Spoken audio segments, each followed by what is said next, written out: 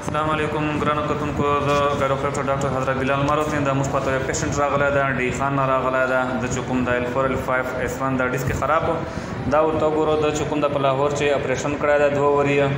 دا اپریشن نشان ته تاسو وګورو دا چې کوم د اپریشن کړی ده اوس بیا چې کوم د موږ پته چوک راغلی و هغه په در باندې د موږ پته نن علاج پر رااله اوس موږ چې کوم دا آتا علاج کوو نو زه دا ته وایم د چا مورې خرابې ملا مورې خرابې وي د اپریشن چې کوم د نه کوي اول د دوه مونږ خطر راځي د مونږ چې کوم علاج دی بغیر د اپریشن علاج دی ډېر انتهایی آسان علاج دی دا د کوي چې دا څنګه څه شي غنه بعد بیا اپریشن ته دی خو نه مخکې چې کوم د اپریشن نه کوي اپریشن خنه دی دا سړی ته وګوره 2 ځله اپریشن کړی دا یو ځل نه یا لکونو روپۍ به لګولې وي دا د تکلیف پر دا بیا چې کوم دا خرڅوای نه دی ٹھیک شو نو چې کوم د اپریشن مکو اول دا ته علاج ته راځو یا صحیح شو نو ورځ اوس علاج ورته کوم تاسو په خپل باندې وینئ چې کوم کارو پر ټریټمنټ په ذریعہ علاج کوو یا ډیلا کا ډیلا کا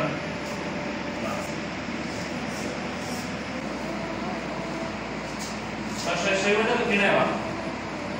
مورته ودا ډیلا کا تا کې وګړو کنه ها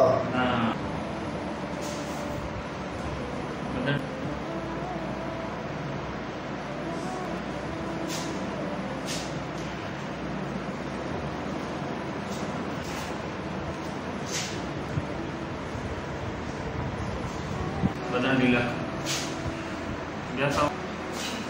ढीला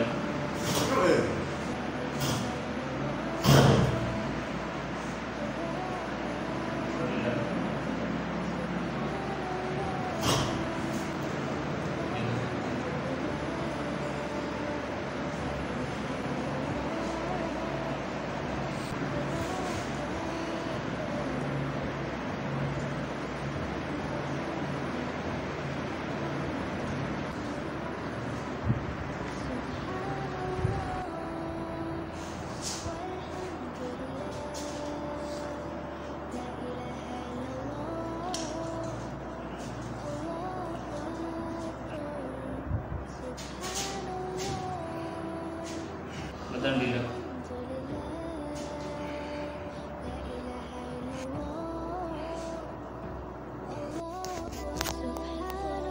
ما ملا خواجو بیا ډاکټر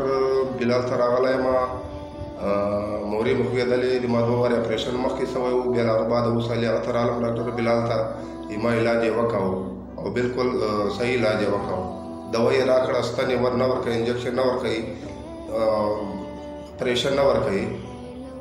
روغ علاج کوي ډاکټر صاحب اپریشن تا چیرته کړاو ما پلاور کې کړی یو ور کدو ور 2 ځله مې کړی اچھا ٹھیک ہے پلاور د اپریشن کړه بیا د مسله بیا د ته جوړ سره بیا راته جوړ شو اوس د کوم علاج ته کړه اوس چې درد تکلیف درته ستا نه نه بالکل اوکے ده صحیح راځي ٹھیک بس الله دې دردونه ختم شو اوکے دي بالکل دردونه ختم شول جی اوس تملا نه خوري مطلب ورو واسطه جی ٹھیک